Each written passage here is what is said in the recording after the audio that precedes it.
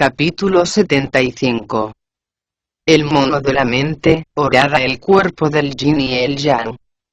Los demonios vuelven a los auténticos senderos del Tao.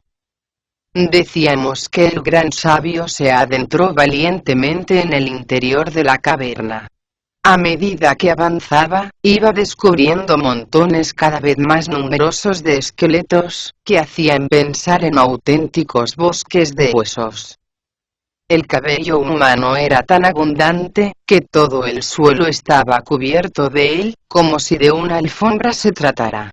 A pesar de ello, no resultaba difícil ver trozos de carne medio podrida, mezclados con el polvo. De los árboles colgaban, sujetas con tendones de hombre, piezas humanas puestas a secar al sol. Algunas debían de llevar mucho tiempo, a juzgar por su tono amarillento y su aspecto apergaminado. A donde quiera que se dirigiera la vista, podían verse montañas de cadáveres y ríos de sangre, que emitían un hedor realmente insoportable. Los diablillos destacados en el sector oriental arrancaban con cuidado los restos de carne que aún quedaban adheridos a los huesos, mientras que los de la sección occidental cocían pacientemente los despojos más frescos. Otro con menos agallas que el hermoso rey de los monos se hubiera dado inmediatamente la vuelta, negándose a dar un paso más. Él, sin embargo, continuó caminando, como si el espectáculo fuera menos repugnante. La cosa cambió al trasponer una segunda puerta. La atmósfera estaba totalmente limpia de malos olores, y en el ambiente flotaba una reconfortante sensación de paz y serenidad. A ambos lados del camino crecían las plantas más exóticas que puedan imaginarse y las flores más raras que haya visto jamás ojo humano. Por doquier se veían pinos centenarios, y bambúes no mucho más jóvenes. Tan apacible paraje se extendía a lo largo de 14 o 15 kilómetros. Se levantaba a continuación una artística puerta, que daba acceso a un salón dominado por los tronos de los tres monstruos, sentados majestáticamente sobre una plataforma de considerable altura. Su aspecto no podía ser más repugnante y aterrador. El del medio poseía una cabeza bien moldeada, una mandíbula prominente en extremo, y unas filas de dientes que parecían sierras de enorme tamaño. Su voz recordaba el bramido del trueno, y sus ojos emitían un resplandor tan frío y fulgurante como el rayo. Lo más llamativo, sin embargo, era su nariz, de unas proporciones tan descomunales, que la tenía enroscada hacia arriba. No desdecía en nada de sus cejas, extremadamente pobladas y de un color rojizo, que hacía pensar en la voracidad de un incendio. Al moverse, todas las bestias se echaban a temblar, y hasta los demonios más crueles y sanguinarios cedían al pánico. Tal era la majestuosidad que desprendía el león monstruoso de la melena verdosa. El que estaba sentado a su izquierda tenía los ojos de un fénix, unas pupilas de fuego, y unas piernas cortas e inseguras, que contrastaban con la fortaleza de sus enormes colmillos, tan amarillentos como blanquecino era su cabello. Poseía una nariz larga y vigorosa, demasiado grande para una cabeza de tan reducido tamaño como la suya. Su frente, redonda y totalmente despejada, se apoyaba sobre unas cejas llamativamente pobladas e irregulares. Presentaba el aspecto de un luchador avezado, con el torso fuerte y bien moldeado, cosa que parecía desdecir la finura de su voz, dulce y melodiosa como la de una damisela. No podía negarse, de todas formas, que fuera un monstruo, un viejo elefante de colmillos amarillentos, que se había dedicado desde muy joven a la práctica de la meditación. El que ocupaba el asiento de la derecha, por su parte poseía unas alas de color dorado, una cabeza de monstruo marino, y unos ojos de leopardo con unas pupilas tan brillantes como estrellas. Su fuerza, su valentía y su fiereza eran tales, que dominaba sin dificultad el norte, y gobernaba el sur con puño de hierro. Cuando se enfurecía, se elevaba por los aires y cabalgaba a lomos del viento, haciendo temblar a las aves y sumiendo a los dragones en un pozo de terror. Todos los pájaros corrían a esconderse, cuando sacudía las plumas, mientras que cuando abría las garras, hasta los más aguerridos moradores de lo alto se sentían amedrentados. Su poderosa fortaleza le permitía recorrer sin cansarse, más de 100.000 kilómetros seguidos. Tal es la potencia de la gran águila real. Alrededor de la plataforma, dispuestos a cumplir sin tardanza sus órdenes, se encontraban 100 capitanes armados hasta los dientes, de gesto marcial y ademán fiero. A pesar de todo, el peregrino se alegró al verlos. Con paso decidido se llegó hasta donde estaban los monstruos, dejó caer los 2 trozos de madera, y levantando la cabeza, dijo: «Os presento mis respetos, señores». «Así que ya has regresado, pequeño cortador de viento», exclamaron al unísono, los 3 demonios, sonriendo complacientes. «Eso parece», contestó el peregrino, en el tono de voz más complaciente posible. «¿Has descubierto algo sobre el peregrino San?», preguntaron los demonios. «Sí, pero no me atrevo a decirlo delante de vuestras señorías», contestó el peregrino. «¿Por qué no?», volvió a preguntar el demonio de más edad. «Por expreso deseo de vuestras señorías», explicó el peregrino, «me adentré en la montaña, haciendo sonar de continuo los 2 trozos de madera. No tardé en descubrir a alguien agachado junto a un arroyo. Al acercarme a él, comprobé con horror que era la imagen viva de un dios del trueno. Pero eso no fue todo, porque cuando se incorporó vi que medía alrededor de 300 metros de altura. Según pude apreciar, estaba limpiando con agua una pesadísima barra de hierro, que a tenor de lo que le oí murmurar entre dientes, aún no había demostrado todo su tremendo potencial mágico. Dijo también que en cuanto la tuviera completamente limpia, vendría a machacar con ella las cabezas de vuestras señorías. De ello deduje que debía de tratarse del peregrino San y decidí regresar a informaros antes de dar un solo paso más».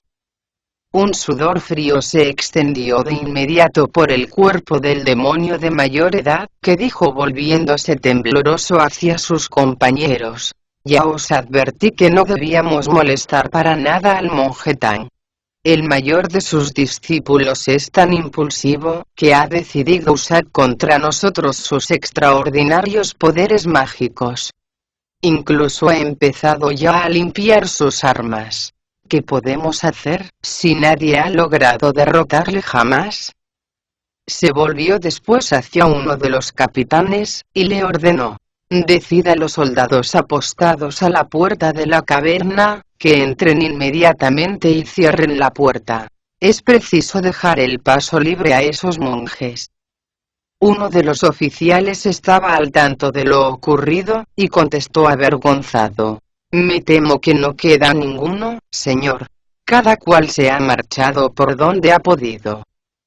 «¿Cómo que se han marchado?», exclamó el demonio de mayor edad. «Seguro que también ellos se han enterado de lo ocurrido. Id a cerrar las puertas inmediatamente». Los capitanes obedecieron sin rechistar. Los 3 monstruos oyeron con claridad el ruido que produjeron los batientes. Vivamente preocupado, el peregrino se dijo enseguida: «Seguro que en cuanto hayan cerrado las puertas, me pedirán que haga algo de lo que no tengo la menor idea. Eso me pondrá en una situación francamente difícil, y es muy posible que acaben capturándome. Creo que antes de delatarme a lo tonto, lo mejor será que les meta un poco más de miedo. Así volverán a abrir las puertas y yo podré escabullirme, cuando llegue el momento». Se acercó un poco más a los monstruos y añadió: me temo que el peregrino San dijo algo todavía más espeluznante que eso. ¿De qué se trata?, inquirió el demonio de mayor edad, mucho más alarmado. Afirmó que, en cuanto os hubiera atrapado, despellejaría a uno, quitaría los huesos al otro, y quitaría los tendones al tercero, respondió el peregrino. Además, le oí decir claramente, añadió con voz alterada, que si cerrabais las puertas y os negabais a salir, haría uso de sus poderes metamórficos y os sacaría a la fuerza. Como bien sabéis, es capaz de transformarse en una mosca diminuta y meterse por una rendija de la puerta. ¿Qué podéis hacer entonces, para evitar caer en sus manos? Debemos tomar todas las precauciones que podamos, dijo el demonio de más edad, dirigiéndose a sus hermanos. De momento, son muy pocas las moscas que hay en nuestra caverna. Si veis alguna, tened la seguridad de que se trata del peregrino San. Ya os daré yo moscas a vosotros, exclamó para sí el peregrino, divertido. En cuanto veáis una, os pondréis a temblar de tal manera, que ordenaréis enseguida abrir todas las puertas. No había acabado de pensarlo, cuando volviéndose disimuladamente hacia un lado, se arrancó un pelo del cogote, exhaló sobre él una bocanada de aire sagrado, y exclamó: «Transfórmate». Al instante se convirtió en una mosca de cabeza brillante, que fue a posarse como una flecha sobre la cara del demonio. ¡Qué horror!, gritó aterrorizado. ¿Habéis visto lo que acaba de colarse por la puerta? Los diablillos se quedaron mudos de espanto. Pronto fueron sin embargo reanimándose, y cogiendo unas escobas, empezaron a dar golpes al aire, tratando de alcanzar a la mosca. Sin poderse contener, el gran sabio soltó la carcajada, y empezó a reírse como un loco. Eso es precisamente lo que tenía que haber evitado, porque con las risas se descubrió su juego y recuperó la forma que le era habitual. El tercer monstruo saltó enseguida sobre él y, agarrándole, exclamó enfurecido: «¡Qué tontos hemos sido! Es increíble la facilidad con la que se ha burlado de nosotros». «¿Quién dices que se estaba burlando?», preguntó el primer demonio. «Este charlatán», respondió el tercer demonio, «que no es un pequeño cortador de viento, sino el mismísimo peregrino San. Por fuerza se encontró con nuestro emisario, le mató, y haciéndose pasar por él, vino hasta aquí con el ánimo de engañarnos. Así que me ha reconocido», se dijo el peregrino, alarmado. «¿Cómo lo habrá conseguido?». Y pasándose a toda prisa la mano por la cara, volvió a tomar los rasgos del diablillo muerto. «¿Cómo podéis decir que soy el peregrino San?», añadió dando un tono tembloroso a sus palabras. «¿No veis que soy un simple cortador de viento? Yo no tengo que ver nada con esa bestia». «Tiene razón», confirmó el demonio de más edad. «Es un simple cortador de viento. Le conozco bien, porque le hago acudir a mi presencia por lo menos 3 veces al día. ¿Te importaría enseñarnos tu placa?», añadió volviéndose hacia el peregrino. «Por supuesto que no», contestó este, y metiéndose la mano por el pecho, se la enseñó a todos. «¿Lo ves?», exclamó el demonio, totalmente convencido. «No está bien acusar a nadie, sin fundamento». «¿Pero es que no lo has visto?», se defendió el tercer demonio. «Hace un momento se estaba riendo con la cara vuelta hacia la pared. Además, vi con toda claridad que tenía el morro como el de un dios del trueno. En cuanto le puse la mano encima, volvió a recobrar el aspecto que ahora tiene». Se volvió a continuación al grupo de diablillos, y les ordenó: «Traedme unas sogas». Los capitanes cumplieron enseguida sus órdenes. Antes de que el peregrino pudiera reaccionar, el tercer demonio le tiró al suelo y le ató, como si fuera una pieza de caza.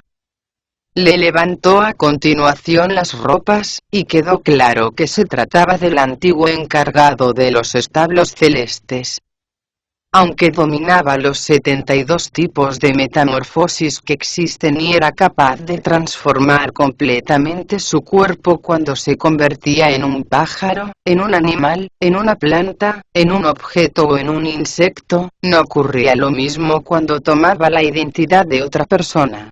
En esos casos solo era su rostro, no su cuerpo entero, el que se revestía de unos rasgos que en realidad no le correspondían. Así, al levantarle las ropas, los demonios vieron que tenía el pecho totalmente cubierto de pelos, poseía unas nalgas peladas por completo y lucía un espléndido rabo. Sin dar crédito a lo que veían sus ojos, el demonio de mayor edad exclamó: «Es increíble. Su rostro es el de un pequeño cortador de viento, pero no cabe duda de que su cuerpo pertenece al peregrino San. No puede ser otro. Traed inmediatamente un poco de vino y brindemos a la salud de nuestro tercer soberano. Suyo es el mérito de haber atrapado ese impostor. Con él en nuestro poder no nos será difícil convertir al monje Tan en un bocado apetitoso». «No es prudente celebrar la victoria tan pronto», objetó el tercer demonio.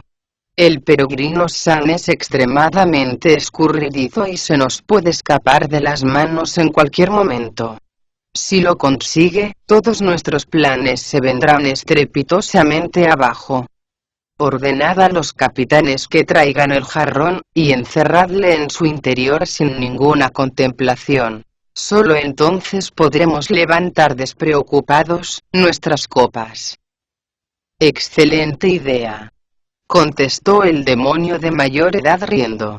Y sin pérdida de tiempo, ordenó a 36 diablillos que fueran a la sala donde guardaban las armas y trajeran el jarrón.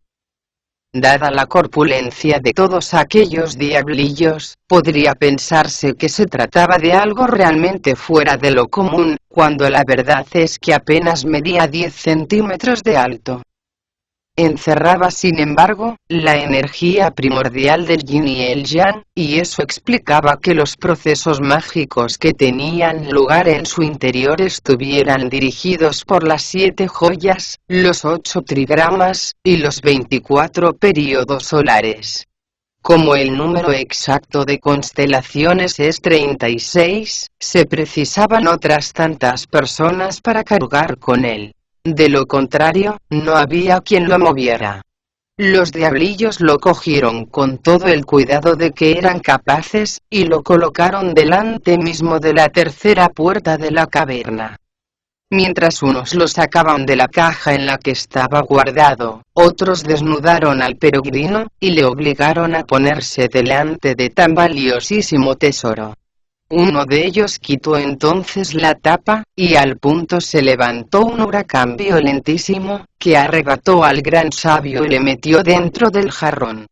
En cuanto el aire inmortal se hubo disipado, los diablillos volvieron a poner la tapa y la sellaron con particular cuidado. El mayor de los demonios hizo un gesto con la mano a los otros dos, y les dijo satisfecho: «Ahora que ese maldito mono ha entrado en nuestro preciado jarrón, puede despedirse de las penalidades del camino que conduce hacia el oeste». Nunca debía haberse propuesto ir a adorar a Buda y conseguir sus escrituras.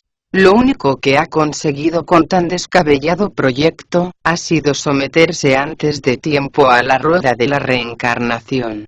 ¿Quién sabe? Quizás consiga su propósito en una vida próxima. De momento no hablaremos más de ellos. Sí lo haremos, sin embargo, del gran sabio, que al ser absorbido por el jarrón, descubrió que era demasiado pequeño para su cuerpo. Eso le movió a metamorfosearse en alguien más pequeño, y a sentarse tranquilamente en el fondo.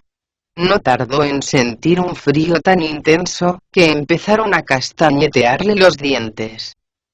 Esos diablillos son unos auténticos embusteros, dijo en voz alta, como si estuviera hablando con alguien.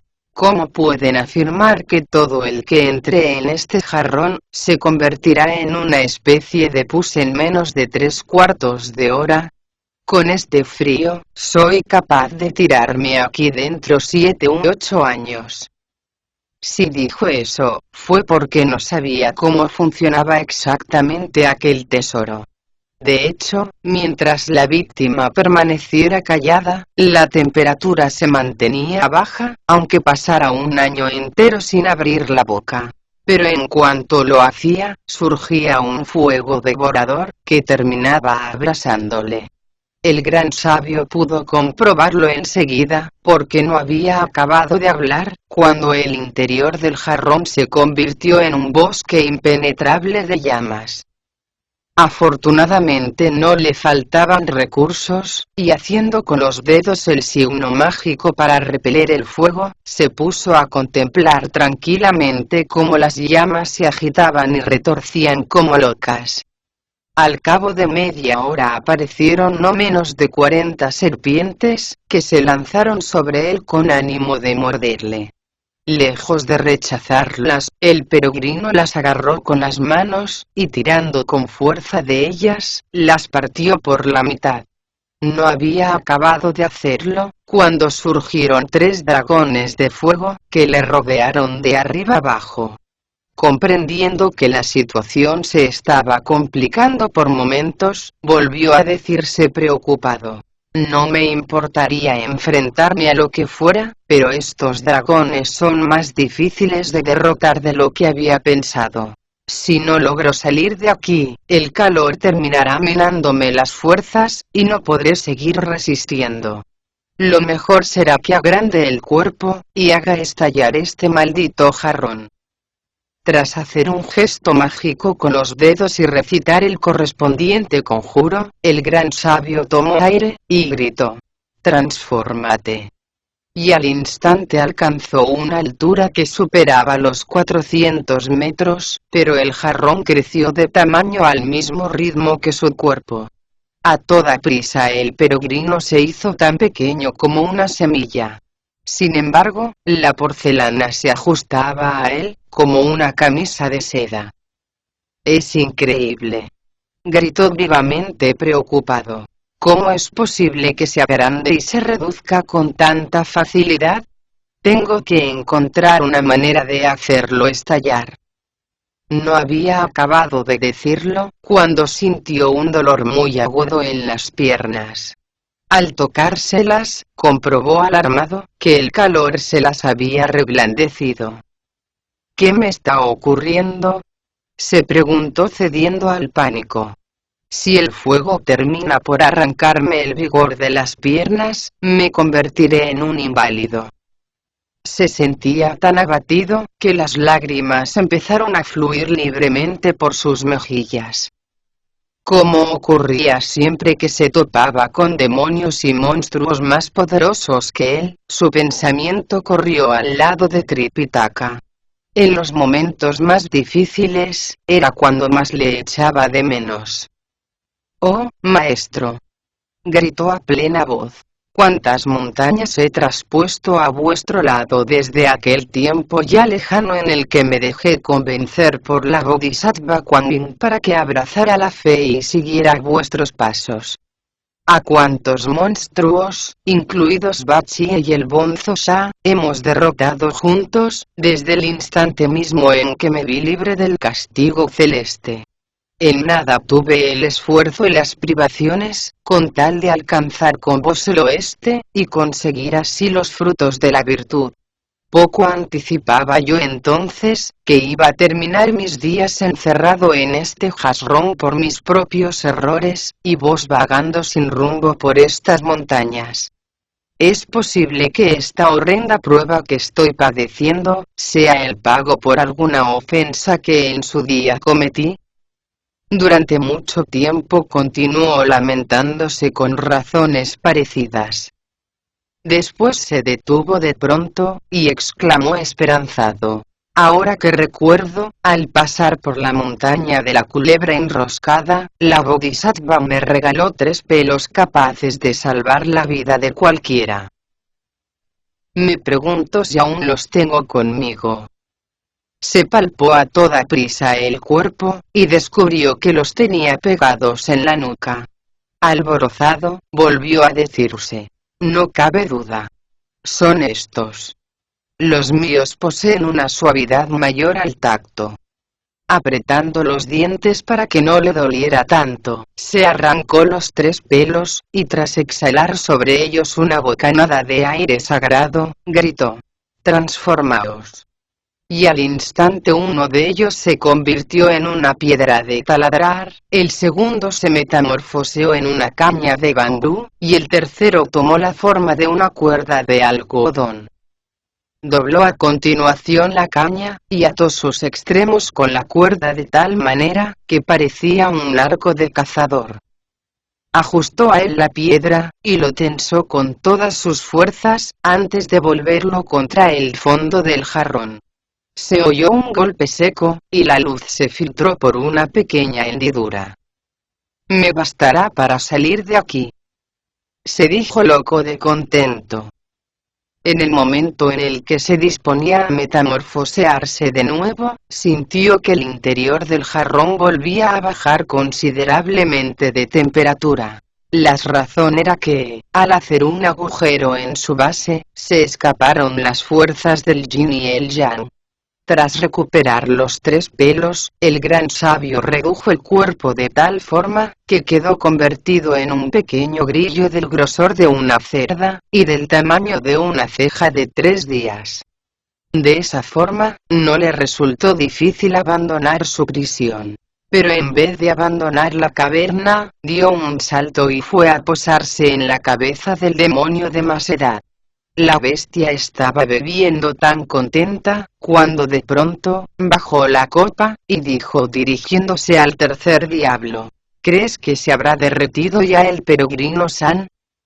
Ha transcurrido ya más tiempo del necesario, ¿no te parece?, contestó el tercero de los demonios, y ordenó que pusieran el jarrón encima de la mesa.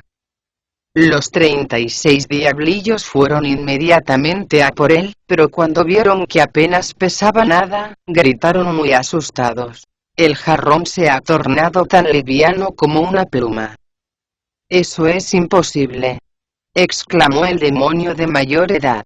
Sabéis bien que nuestro tesoro está formado por una conjunción perfecta de las fuerzas del yin y el yang.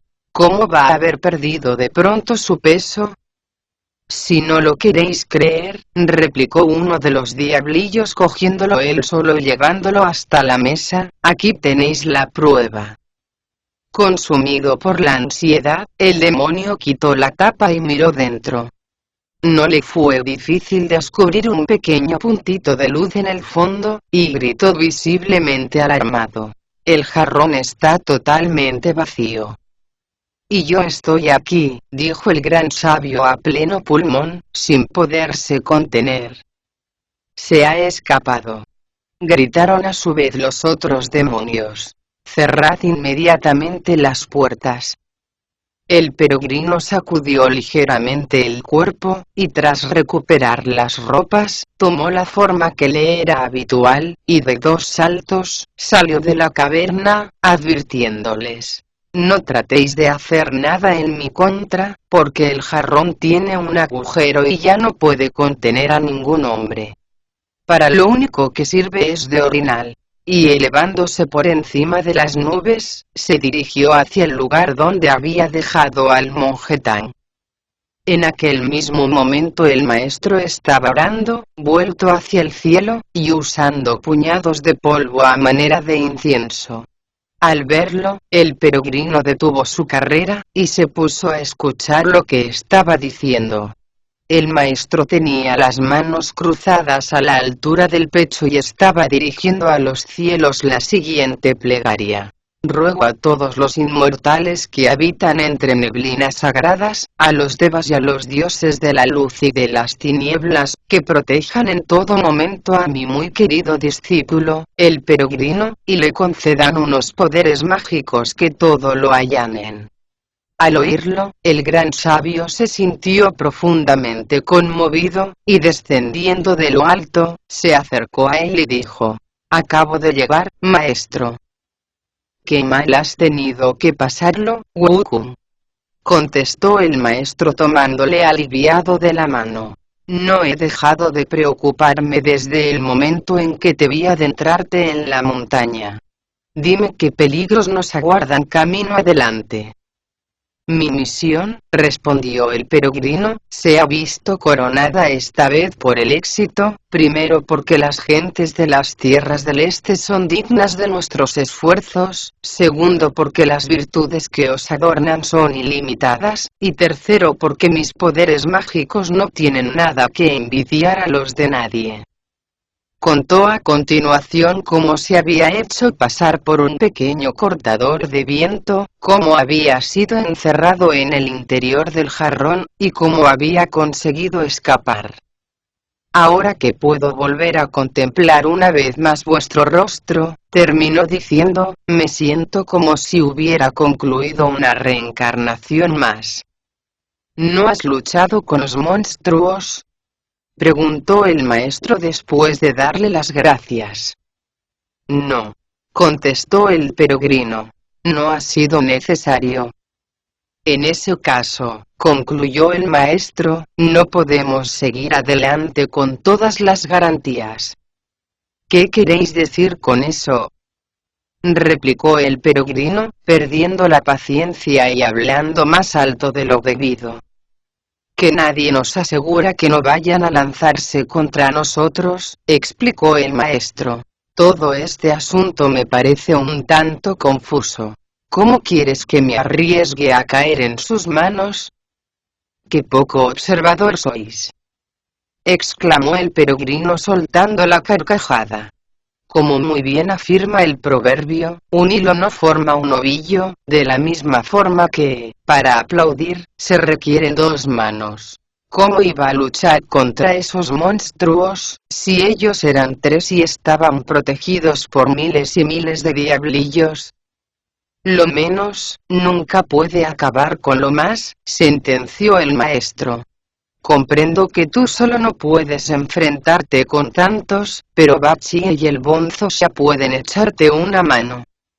Les voy a decir que te acompañen, así podrás librar de monstruos toda la región, y no nos encontraremos con sorpresas desagradables». «Eso es verdad», reconoció el peregrino, pensativo. «De todas formas, el Bonzo ya debería quedarse aquí para protegeros. Si quiere, Bachie puede venir conmigo». «Ahora eres tú el que no te muestras muy observador que digamos», se apresuró a decir Bachie visiblemente preocupado. «Mis poderes no son muchos, y mi manera de comportarme no puede ser más tosca. Poseo además un cuerpo tan gordo, que hasta cuando ando, el viento me impide desenvolverme con rapidez. Opino, por tanto, que más que de ayuda, voy a servirte de estorbo. Por muy pocos poderes que tengas, eres una persona como yo, y eso me basta», replicó el peregrino. «Como muy bien suele decirse, hasta los pedos son aire. Por lo menos puedes darme ánimos, ¿no?». «Está bien», concluyó Bachie. «Lo único que espero es que te preocupes por mí, cuando las cosas se pongan difíciles, y no me dejes el ridículo con tus bromas». «No tomes riesgos innecesarios, Bachie», le aconsejó el maestro. «El Bonzo y yo nos quedaremos aquí». El idiota se animó enseguida, y remontándose por encima del viento, se internó en la montaña a lomos de una nube, acompañado por el peregrino. No tardaron en llegar a la puerta de la caverna. Estaba firmemente cerrada y no se veía a nadie por sus inmediaciones. El peregrino se acercó a ella con su temible barra de hierro en las manos, y gritó con voz potente: «Abrid la puerta, de una vez, y salid a luchar con el rey mono». Los diablillos corrieron a informar de lo ocurrido a los demonios, el más viejo de los cuales comentó desalentado: «Hoy hemos sabido que los rumores que circulaban sobre ese peregrino se quedaban cortos». «¿Qué queréis decir con eso?», preguntó el segundo demonio. «Cuando esta mañana se presentó aquí, haciéndose pasar por un pequeño cortador de viento», contestó el demonio de mayor edad, «fuimos incapaces de reconocerle. Fue una suerte que nuestro tercer hermano se diera cuenta del engaño y se las arreglara para meterle en el jarrón. Eso, sin embargo, no sirvió de mucho, porque consiguió hacer un agujero en nuestro preciado tesoro, y escapó delante de nuestras propias narices, tan bien vestido como había entrado. Ahora está ahí fuera retándonos a un combate. ¿Quién puede desear enfrentarse a un guerrero tan formidable?». Ninguno de los presentes se atrevió a contestar. El demonio volvió a repetir la pregunta, pero nadie osó responderla. Todos los moradores de la caverna parecían haberse vuelto mudos y sordos. Eso enfureció de tal manera al demonio, que poniéndose de pie, exclamó: «Estamos perdiendo el honor. ¿Es que no comprendéis que vamos a ser la irrisión de cuantos transitan por el camino que conduce al oeste? Por muy poderoso que sea el peregrino San, nuestro deber es enfrentarnos a él, y tratar de lavar la afrenta que nos ha infligido esta mañana. Si vosotros no os atrevéis, seré yo quien mida mis armas con las suyas. Bastará con 3 asaltos. Si consigo resistirle todo ese tiempo, podremos saborear la carne del monje Tang. De lo contrario, les abriremos los brazos, y les permitiremos proseguir tranquilamente su camino». Sin pérdida de tiempo se puso la armadura, y abriendo de par en par las puertas, salió de su refugio. Con solo mirarle, Bachie y el peregrino comprendieron que se trataba de un auténtico monstruo. Traía cubierta la cabeza, dura como el acero, con un casco cubierto de pedrería, del que colgaban unas cintas de muchos y vivos colores. Sus ojos brillaban como rayos. Los mechones de pelo que coronaban sus sienes, alborotados como las aguas del mar durante una tormenta, poseían una tonalidad tan rojiza, que parecían auténticas llamas. Sus zarpas, ágiles y bien afiladas, daban la impresión de estar hechas de plata, y no desdecían en nada de la ferocidad de sus dientes, tan abundantes como los de una sierra. Protegía su pecho una armadura de oro puro, y traía ceñida la cintura con una faja, que representaba la cabeza de un dragón. En las manos llevaba una cimitarra de un acero tan puro, que no existía otra igual en el mundo. Se sentía tan seguro con ella, que la agitó, antes de preguntar con auténtica voz de trueno: «¿Quién es el osado que ha llamado a mi puerta?». «Tu respetable patá», contestó el peregrino, «el gran sabio, sosia del cielo». «Así que tú eres el peregrino San», exclamó el demonio soltando la carcajada. «Maldito mono. ¿Cómo te atreves a venir a retarme, cuando yo no he movido ni un solo dedo contra ti?». «Como muy bien afirma el proverbio», respondió el peregrino, «las olas solo se embravecen cuando soplan los vientos, y las aguas se amansan cuando la marea está baja. ¿Crees que si realmente no me hubieras provocado, habría venido a medir mis armas con las tuyas? Si me he decidido a hacerlo, ha sido porque ha llegado a mis oídos que habéis planeado devorar a mi maestro». «¿A qué vienen tantas amenazas?», se burló el demonio. «¿Quieres decir con tanta palabrería, que estás dispuesto a luchar?». «Así es», confirmó el peregrino. «Deja de actuar con tanta insolencia», bramó el demonio.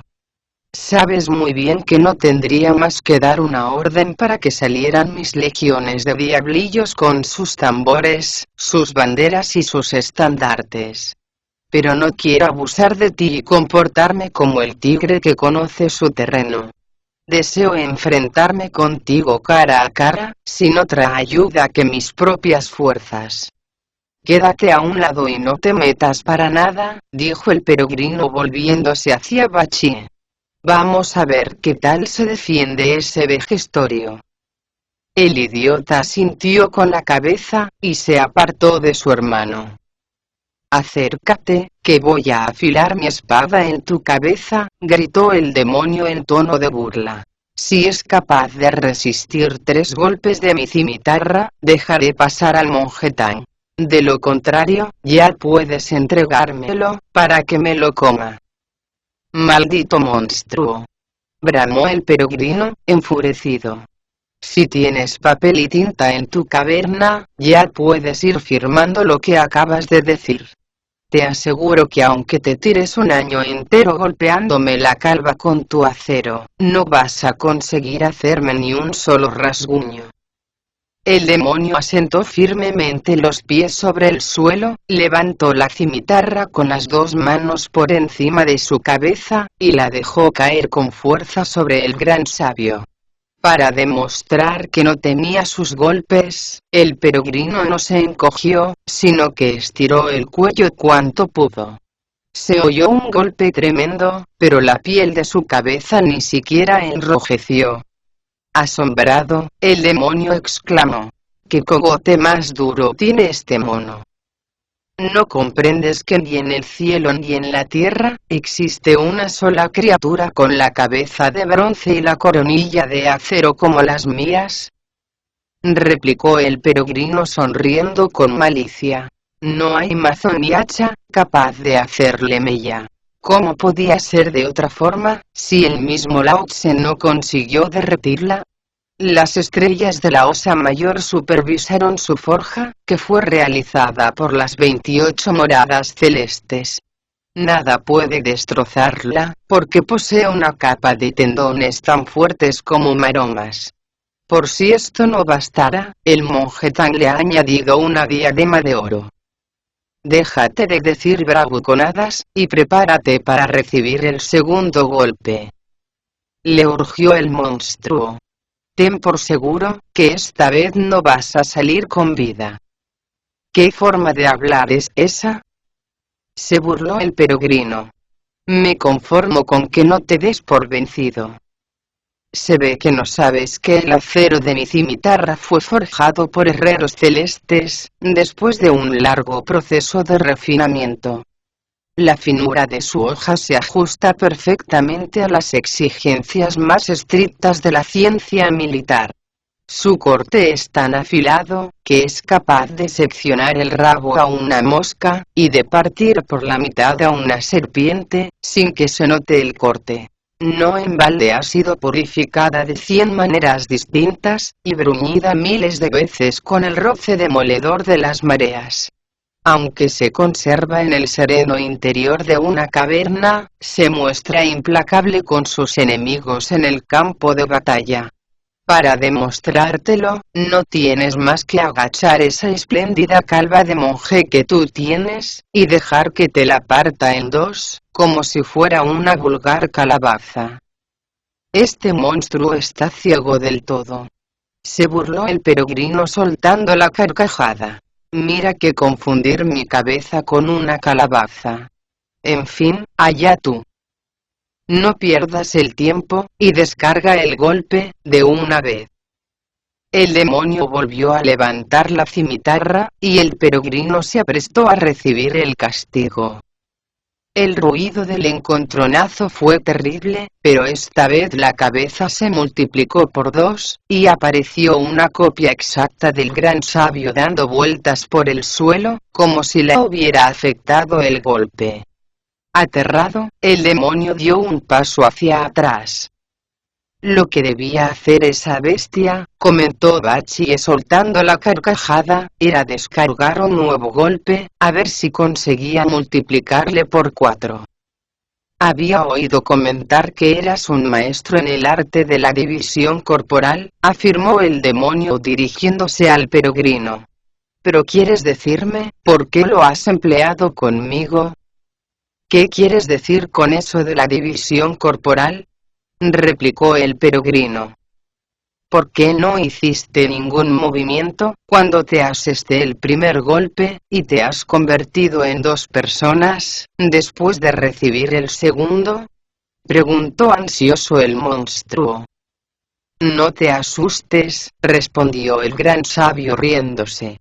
Si estás dispuesto a descargar sobre mí 10.000 golpes, ten la seguridad de que me multiplicaré por ese mismo número.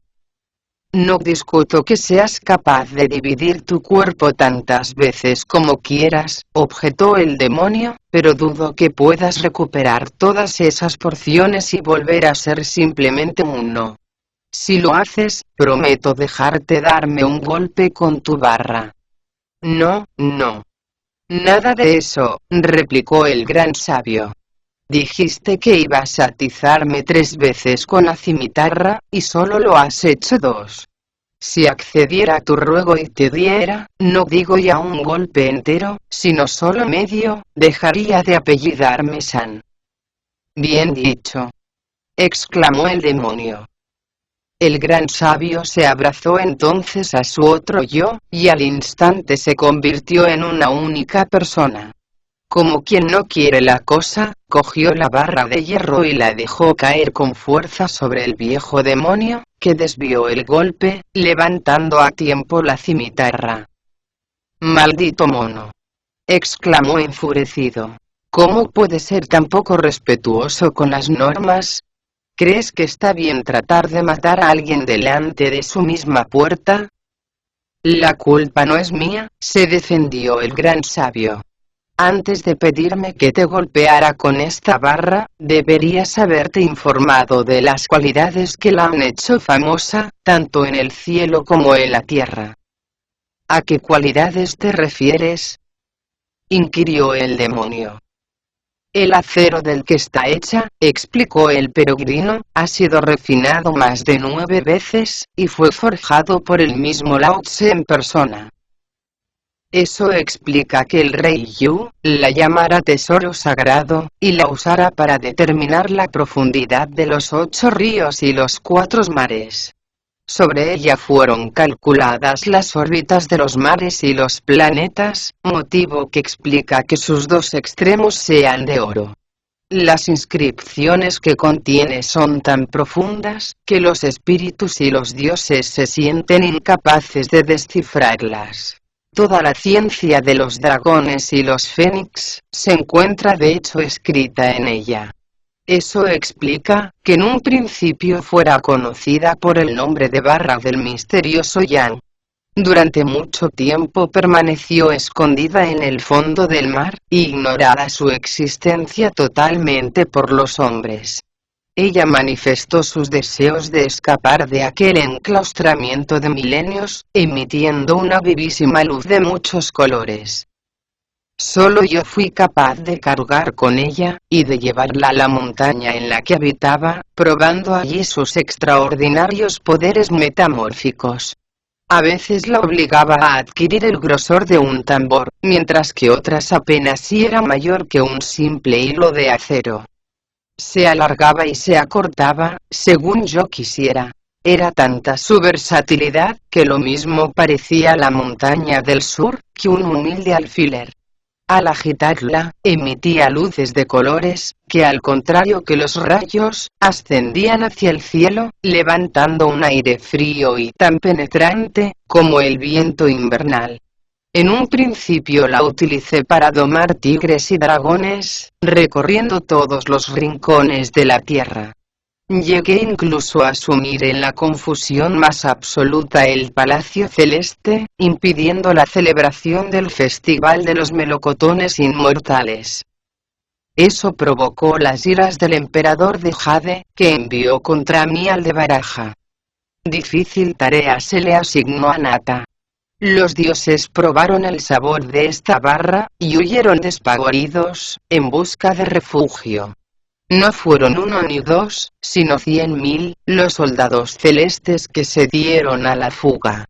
Eso me movió a llevar la lucha hasta el mismísimo Palacio de la Luz Perfecta, de donde expulsé a los consejeros y funcionarios celestes, tan desconcertados como soldados bisoños.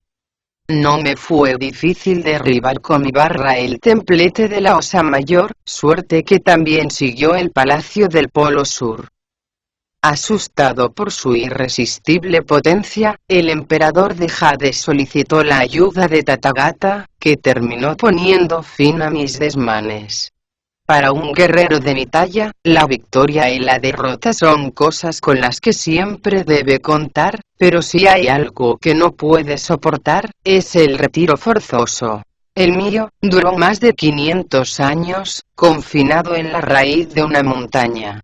Afortunadamente la Bodhisattva Kuan Yin de los mares del sur acudió en mi ayuda. Me confió que en la gran corte de los Tang, vivía un monje, que había hecho a los cielos una extraordinaria promesa, ir a la montaña del espíritu, en busca de las escrituras sagradas, con el fin de liberar a los espíritus que moraban en la ciudad de la muerte. Me hizo saber asimismo, que el camino hacia el oeste estaba infestado de demonios y monstruos, cuya maldad hacía prácticamente imposible el viaje. Consciente de que no existía en el mundo otra barra como la mía, me suplicó que sirviera de guía a ese monje, y le ayudara a llevar a buen término su empresa. Los malvados que tenían la osadía de enfrentarse con ella, viajaban de inmediato al reino de las sombras, con los huesos destrozados y la carne macerada. Son incontables los monstruos que han perecido bajo su peso, calculándose sus victorias en cientos de miles. No existe, en efecto, otra barra como esta, que haya derribado el templete de la Osa Mayor en las regiones superiores, y haya devastado el Palacio de las Sombras en las inferiores. Solo ella ha sido capaz de perseguir en los cielos a los 9 planetas, y de herir de muerte en la tierra, al juez que a todos convoca. Su destino es dominar las montañas y los ríos, desplegando un poder superior al de los dioses, por proteger de todo peligro al monje Tang. Al oírlo, el demonio se puso a temblar de miedo. Aún así, sabía que estaba en peligro su honor, y sin pensar para nada en su vida, blandió con fiereza la cimitarra. Sin dejar de sonreír, el rey mono desvió el golpe con un simple movimiento de la barra de los extremos de oro. La lucha se desarrolló al principio a las puertas mismas de la caverna, pero poco a poco, los dos contendientes se fueron elevando por los aires. El combate adquirió enseguida proporciones heroicas. No podía esperarse otra cosa, de una barra que había servido para fijar la profundidad del río celeste, y que había recibido el calificativo de complaciente. El demonio, por su parte, desplegó unos impresionantes valores tácticos, que nada tenían que envidiar a los del gran sabio.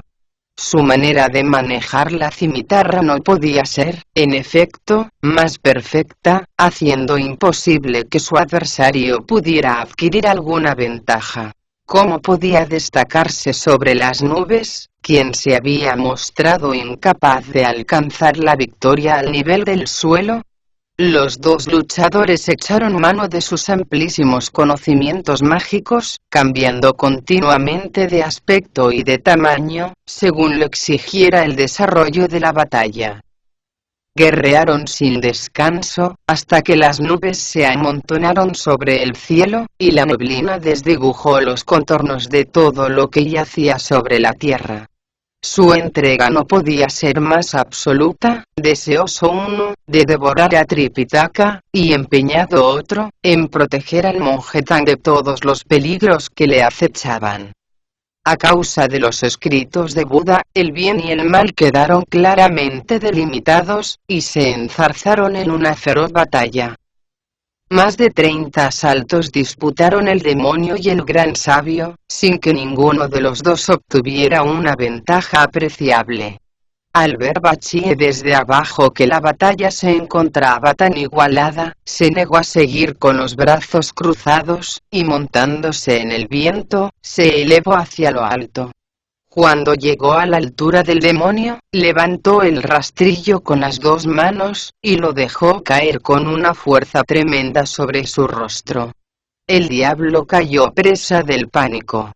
De hecho, no sabía si Bachie era un oportunista o un luchador de auténtica talla, pero al ver el desmesurado tamaño de sus orejas y su morro, pensó que se trataba de alguien con una fuerza descomunal, y huyó despavorido. «Persíguele», gritó el gran sabio, viendo que se había desprendido de su cimitarra. «No le dejes escapar». Envalentonado por esos gritos, el idiota levantó en alto el rastrillo, y corrió detrás del demonio.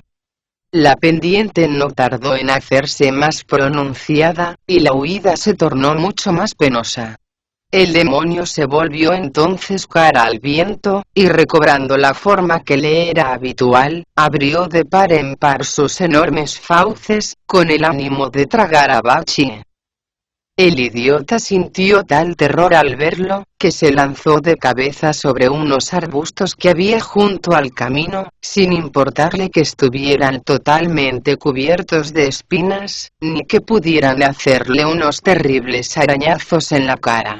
Sin atreverse a levantar la cabeza, se acurrucó contra el suelo, y se quedó tan quieto como si estuviera muerto, a la espera de lo que pudiera ocurrir. El peregrino no tardó en aparecer. Al verle, el monstruo volvió a abrir su gigantesca boca, sin sospechar siquiera que eso era precisamente lo que andaba buscando el gran sabio.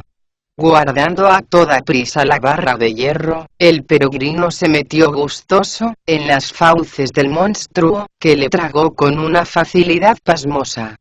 El idiota se quedó tan aterrado, que solo pudo murmurar: «¡Qué estúpido has sido! ¿Por qué no te diste la vuelta, cuando viste que esa bestia quería devorarte? No comprendo cómo has podido seguir corriendo. Es posible que dures un día entero dentro de su estómago, pero nadie te libra de que mañana mismo seas un montón de despojos». Solo cuando el demonio hubo abandonado triunfante el campo, se atrevió el idiota a salir de entre los arbustos. Tripitaka y el bonzo ya estaban esperándole justamente en el mismo punto en el que los había dejado. Al verle regresar cabizbajo y con la respiración completamente alterada, Tripitaka le preguntó alarmado: «¿Qué ha ocurrido para que te muestres tan abatido? ¿Dónde está Wukun?» «Se lo ha tragado el monstruo», contestó Bachie sin poder contener las lágrimas. Al oírlo, Tripitaka se cayó desmayado al suelo. Solo al cabo de cierto tiempo empezó a darse golpes en el pecho y a patear con desesperación el polvo, al tiempo que decía: «¿Cómo has podido fenecer a manos de un monstruo como ese? Yo te tenía por una persona experta en derrotar diablos, con la que no tendría ninguna dificultad en alcanzar el paraíso occidental y presentar mis respetos a Buda. ¿De qué sirven ahora todos los méritos que hemos acumulado a lo largo de nuestro viaje? Se han convertido en algo tan inconsistente como el polvo». En vez de tratar de animar al maestro, que de pie a su lado, se lamentaba por la pérdida de su discípulo más antiguo, el idiota levantó la voz, y ordenó al bonzo: «Trae el equipaje, y dividámoslo en dos partes iguales». «¿Para qué quieres hacer semejante cosa?», preguntó el bonzo sorprendido. «En cuanto lo hayamos hecho», contestó Bachie, «cada uno seguirá su camino. Tú, por ejemplo, si quieres, puedes regresar al río de arena, a continuar devorando a todo el que pase por allí. En lo que a mí respecta, tengo pensado volver enseguida a la aldea de los Gao, a buscar a mi esposa. Venderemos el caballo blanco, y con lo que saquemos compraremos un féretro para el maestro. Así no tendrá que preocuparse por nada cuando llegue a viejo. A pesar de la angustia que lo dominaba, al oír semejante desatino, el maestro puso el grito en el cielo, suplicando la ayuda de lo alto, para poder llevar a cabo su alta misión, por lo que de momento, no hablaremos más de él. Sí lo haremos sin embargo, del demonio de mayor edad, que consideró como una gran hazaña el haberse tragado sin más, al peregrino. Al llegar a la caverna, todos los diablillos acudieron a darle la bienvenida, preguntándole qué tal había resultado el combate.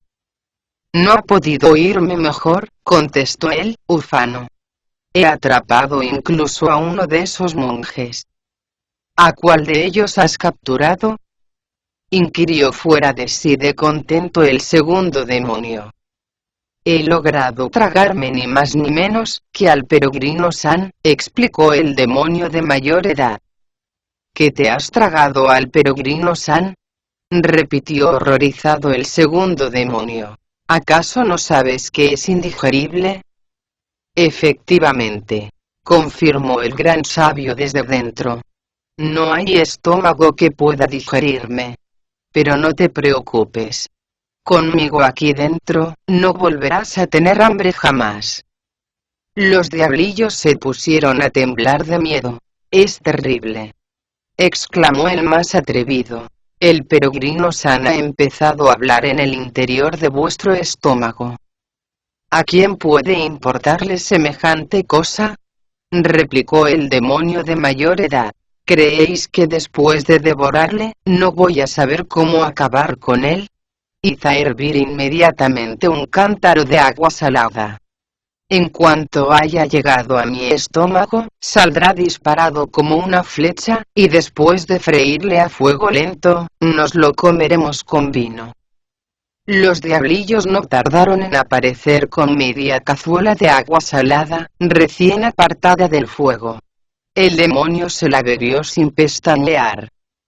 Después abrió la boca, esperando que el peregrino saliera dando gritos de un momento a otro, pero el gran sabio parecía haber echado raíces en su estómago. Ni siquiera se quejó de la temperatura del agua.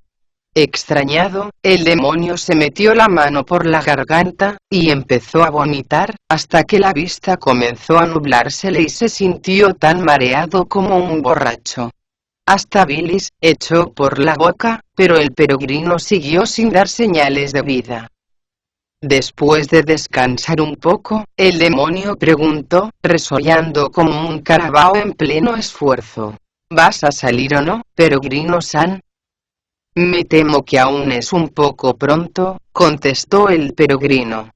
Lo siento mucho, pero no pienso salir.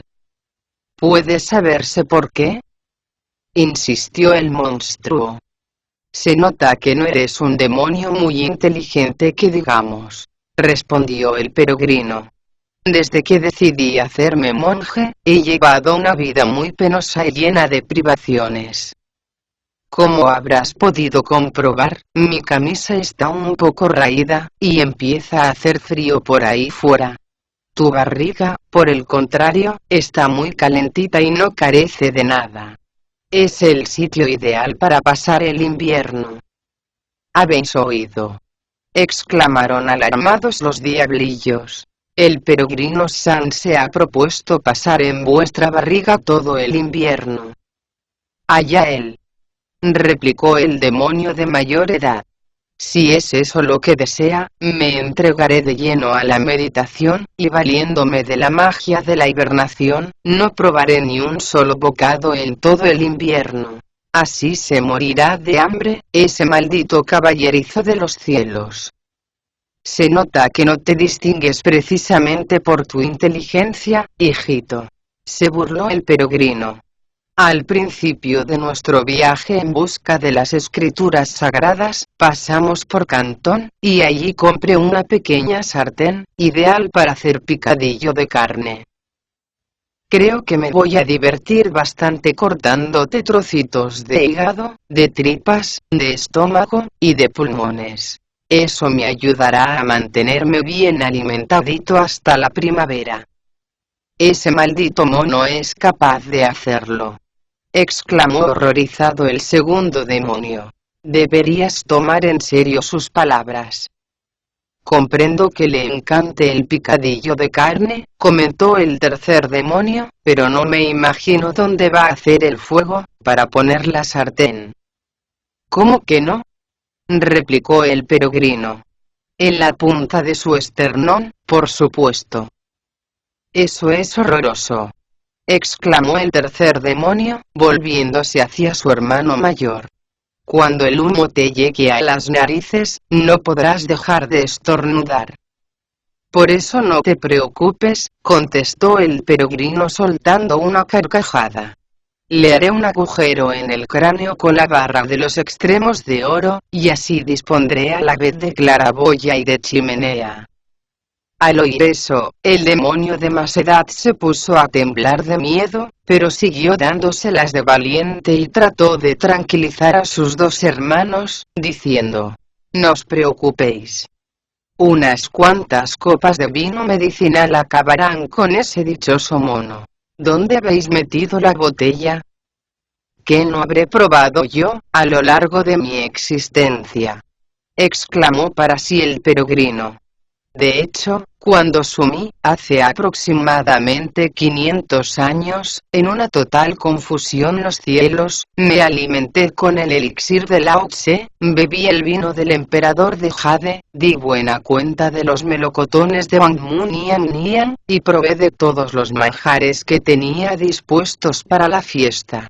Por cierto, los platos más corrientes estaban hechos con hígado de dragón y médula de fénix. Dudo mucho que ese vino medicinal pueda hacerme el menor efecto. Los diablillos no tardaron en regresar con 2 pellejos de vino. Llenaron una copa hasta el borde, y se la entregaron al demonio. Su aroma era tan intenso, que a pesar de estar encerrado en el vientre de la bestia, el gran sabio lo percibió, en cuanto tocó el cristal de la copa. Es mejor que no se lo deje probar, pensó el peregrino, y girando levemente la cabeza, transformó la boca en un embudo, que colocó justamente debajo de la garganta del demonio. De esa forma, cuando éste se llevó la copa a los labios, el peregrino no tuvo ninguna dificultad en beberse su contenido. Lo mismo ocurrió con la segunda copa, el demonio la saboreó, pero fue el peregrino el que disfrutó de ella.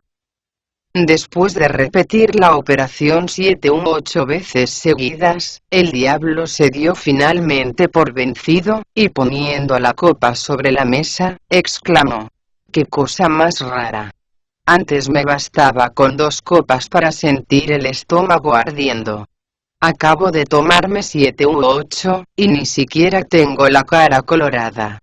Creo que lo mejor será que no beba más. Desgraciadamente el gran sabio no era muy buen bebedor, y en cuanto hubo tomado las 7 u 8 copas, se sintió tan animado, que empezó a dar saltos y cabriolas dentro de la barriga del monstruo. No se limitó sin embargo solo a eso, sino que agarrándose del hígado, comenzó a columpiarse y a dar patadas, como si se hallara subido a un árbol. El dolor era tan insoportable, que el demonio se dejó caer al suelo, y se puso a revolcarse como si hubiera perdido la razón. De momento no sabemos si murió o no. El que desee averiguarlo, tendrá que escuchar con atención las explicaciones que se ofrecen en el capítulo siguiente.